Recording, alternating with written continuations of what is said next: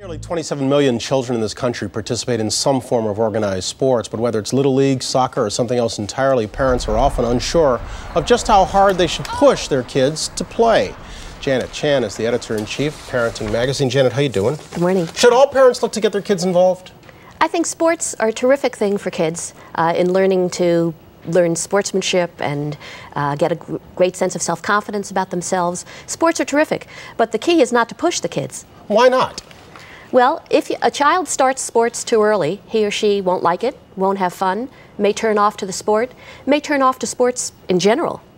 Yeah, but define push a kid for me. I mean, at what point is a prod a push? At what point is encouragement a push? Well, the real key for starting kids in organized sports is making sure that they're emotionally and physically ready. Most experts say that kids are ready for competitive sports, for team sports, at around age 5 or 6. But you want to make sure that your child is really physically ready, can keep up with other kids, and has a sense of balance and endurance, and also is emotionally ready, and that's the key. Can he wait his turn? Can she play cooperatively with other kids?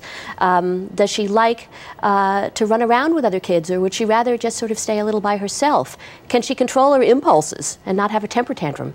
These are all the signs that your child's really ready for competitive sports. Should it also be based somewhat on skill? I mean, if you take Junior in the backyard to play catch, every time you throw it, he gets it right in the coconut.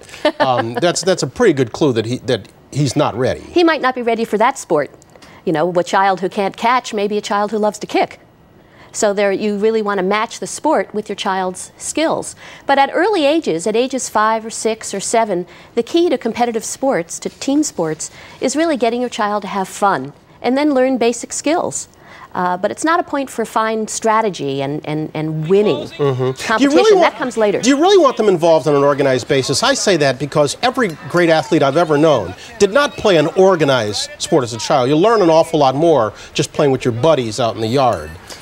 Playing with your friends in a game of, pick-up ball or something is really terrific. But for many families, they don't have the time and they don't have the neighborhoods anymore to have those kinds of pick-up games. And organized sports is a terrific, safe, fun way for kids to learn teammanship and to learn the basic skills. But it isn't to raise a little Tiger Woods or a young Mark McGuire. It's really to have fun. Well, I was going to say, once they're involved, I don't want to say how much should you micromanage their game, but how encouraging or critical should you try to be? You just hit on the key. Encouraging and not critical. You really want to stress, did you have fun today, rather than who won and why did you make that mistake? It doesn't mean you can't do mild criticism, but you want to sandwich it in between praise. Okay, Junior goes 0 for 3 and makes 2 errors. How do you say, geez, that's terrific, did you have fun? I could see you really tried hard. Or that was a really good catch you made. But he didn't.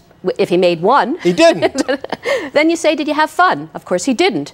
So you might want to wait until later on, give him a chance to cool off, and then that evening talk about it with him. Maybe you want to suggest how you can give him some help, or what does he think might have gone wrong? You want to let him talk about it so he knows that you're supporting him, not criticizing him. If and when a child ever steps forward and wants to quit a team, should you ever allow it? I think usually you want to let him. Really? You know, the statistics... You want him to get away with the idea of quitting something? The statistics show that something like 27 million kids are in organized sports, but about 70% of them drop out by the age of 13. In some cases, it's because they just don't like that sport, or they have other interests. But in many cases, it's because they've burned out. You know, your child may want to quit because it's not fun, or because he or she realizes she's better in something else. You don't want them to quit midway. You want them to understand their responsibility to the team and being part of a larger unit. But kids shouldn't be forced, especially at early ages when they're really just finding out what they like to do. All right. Janet Chan, thanks very much. Thank you. Thanks for the primer.